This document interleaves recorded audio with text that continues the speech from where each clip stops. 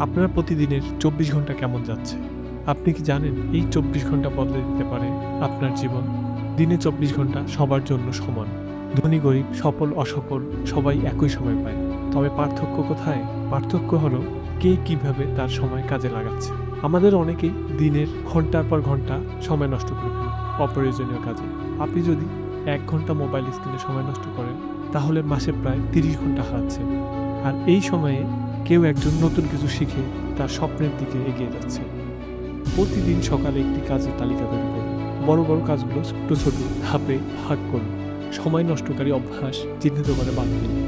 নিজের লক্ষ্য নির্ধারণ করুন। আপনার লক্ষ্য যাই হোক, এটা মনে রাখবেন, আপনার জীবন বদলানোর জন্য ২৪ ঘন্টাই যথেষ্ট। আজ থেকেই শুরু করুন। সময়ের সঠিক ব্যবহারই আপনাকে স্বপ্নের ঠিকানায় পৌঁছে দেবে।